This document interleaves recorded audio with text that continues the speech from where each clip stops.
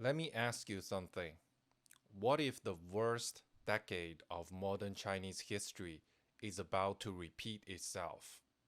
What if all the chaos, the violence, the purges, the paranoia, what if it's all coming back?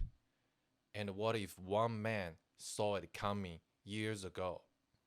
His name, Wen Jiabao, the so-called People's Premier, the man who quietly warned that China was on a path straight back to the abyss. And guess what? He was right.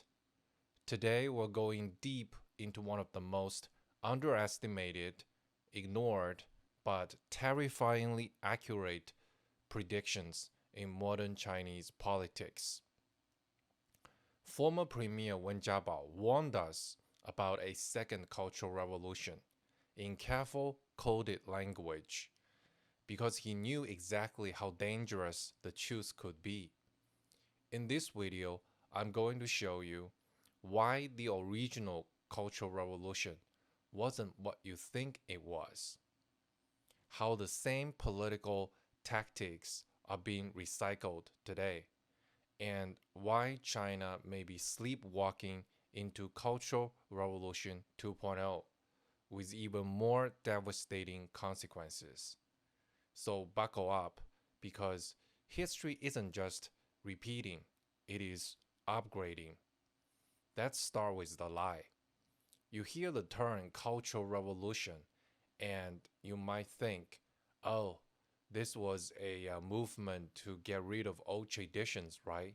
Like burning books and banning Confucius. Wrong. The Cultural Revolution from 1966 to 1976 was a 10-year civil war dressed up in socialist slogans. It was Mao Zedong's final desperate power grab after his prestige took a hit from the disastrous Great Leap Forward. Tens of millions starved, and the party elites wanted Mao sidelined. And then the Soviets, China's old big brother, denounced Stalin and the cult of personality. To Mao, that was personal. If the Soviets could turn on Stalin, maybe the Chinese party could turn on him too. So he flipped the script. He didn't fight Liu Shaoqi and the Soviet aligned faction from inside the party machine. He went outside the system. He went to the streets. He handed power to angry students and disillusioned youth. He gave them the armbands, the slogans, and a license to destroy. Red guards, teenagers turning on their teachers, children denouncing their parents, entire cities plunged into chaos. And through the wreckage, one man stood untouched: Mao. Here's the genius and the terror of Mao's strategy. Think of power in China like a card game. You have the emperor, that is Mao. You have the officials, that's the party bureaucracy. And you have the slaves, the ordinary people, the grassroots, the angry, the poor, the ignored. Now imagine the emperor is losing. The officials are trying to sideline him. What does he do? He plays the slave card.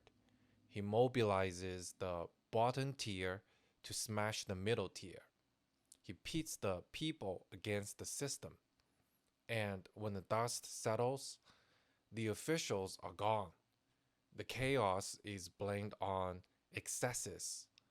And the emperor, Mao, is back on top. That was the Cultural Revolution.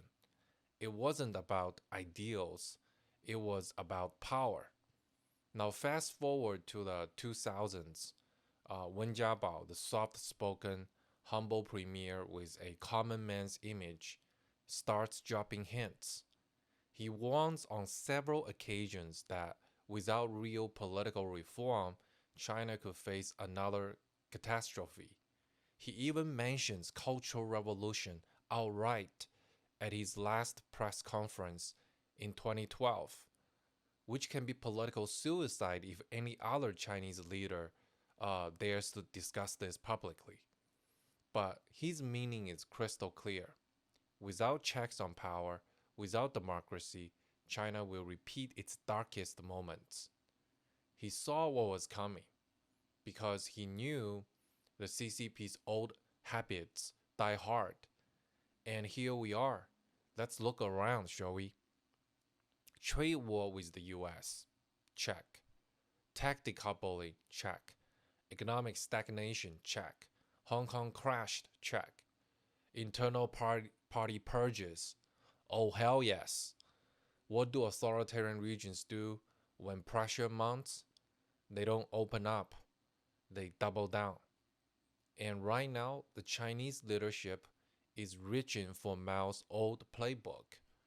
We are seeing on a daily basis royalty and propaganda campaigns, youth indoctrination, grassroots volunteers enforcing surveillance and censorship.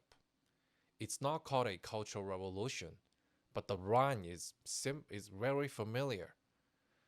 The enemies are no longer the capitalist loaders. Now they are hostile foreign forces, Western influence, spiritual pollution. It's the same formula, new packaging.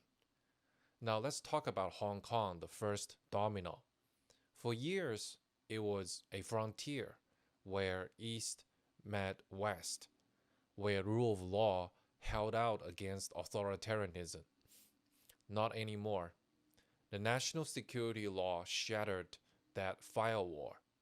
Hong Kong is being force-fed the party line. Free speech dead. Democracy buried. Curriculum rewritten. What's happening in Hong Kong isn't a policy shift. It is a total cultural assimilation. And it is a warning.